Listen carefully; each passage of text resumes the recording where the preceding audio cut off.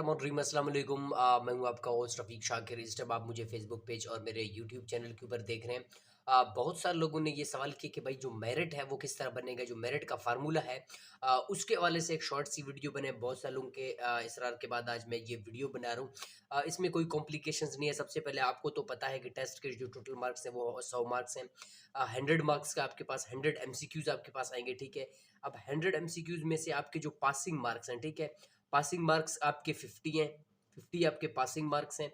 अब यहाँ पे जो टोटल मार्क्स के जो टेस्ट के मार्क्स हैं, ये बात याद रखें, टेस्ट के मार्क्स 70 हैं, ठीक है। अब 70 कैसे हैं ये भी मैं आपको समझाऊंगा।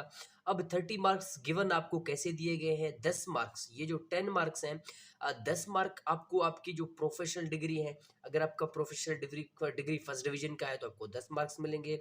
अगर सेकंड डिवीजन में है तो आपको 5 मार्क्स मिलेंगे। आपकी ये 10 मार्क्स ये हो गए और 20 मार्क्स आपके एकेडमिक के मार्क्स हैं, ठीक है, मैट्रिक और एफएससी के। अगर आपका एफएससी फर्स्ट डिवीजन में है तो आपको 20 मार्क्स मिलेंगे। अगर आपका एफएससी और मैट्रिक सेकंड डिवीजन में है तो आपको 10 मार्क्स मिलेंगे। अब ये 10 प्लस यहाँ पे आपके पास 10 और 20 इज इक्वल टू 30।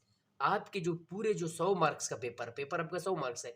अब 100 मार्क्स में से आपको मिले कितने थे भाई? मिले, हो सकता है आपको 30 के 30 मिले हो, ठीक है। आपके दोनों फर्स्ट डिवीजन में हो, मैट्रिक एफएससी भी फर्स्ट डिवीजन में हो और आपको जो प्रोफेशनल डिग्री है वो भी फर्स्ट डिवीजन में हो। तो आपके मार्क्स कितने हो गए?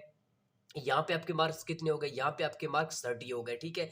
अब आपको मिले कितने हैं? आपको अभी तक टेस्ट की बात को छोड़ो, आपको मिले हैं 30 मार्क्स। टेस्ट से पहले पहले आपको 30 मार्क्स मिले हैं। जिसके जो 30 मार्क्स हैं उनके लिए बहुत ज़्यादा चांसेस हैं, ठीक है। आगे मैं बताऊंगा कि आपके पास कैसे ज़्यादा चांसेस हैं, ठीक है।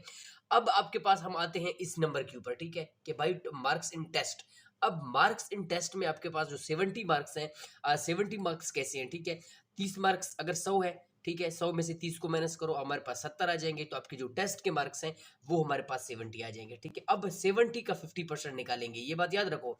आपके पास जो ओवरऑल मेरिट निकलेगा ना, ओवरऑल मेरिट जो आपका निकलेगा ना, वो 100 मार्क्स का नहीं निकलेगा, वो आपका 70 मार्क्स का निकलेगा। इस बात को आप याद रखें। जो 70 मार्क्स हैं, फॉर एग्जाम्पल आपने 70 में से आपने क्या लिए 35, इसका जो 35 है, 70 का जो 50% है वो 35 है, ठीक है। आपने यहाँ पे 35 मार्क्स लिए। अब आप देखें कि आपके पास जो 35 है, 35 प्लस 30, ये कितने हो गए? 5 और 6, आपके 65 मार्क्स होंगे, ठीक है। इस हिसाब से आपके 65 मार्क्स होंगे। और जिसके अप्रोक्सीमेटली 60 तक अगर जिनके आ गए हैं या 55 तक जिनके स्कोर आ गए, उनके चांसेस हैं कि उनके जो टेस्ट है, मेरिट है, उस हिसाब से, उसके यूनियन काउंसिल के हिसाब से, उसके पोस्ट के हिसाब से इस तरह काउंटिंग की जाएगी। तो ये बहुत सिंपल सा फार्मूला है। आप क्या करें, आप इसको मत देखें कि भाई 70 मार्क्स है या 100 मार्क्स है।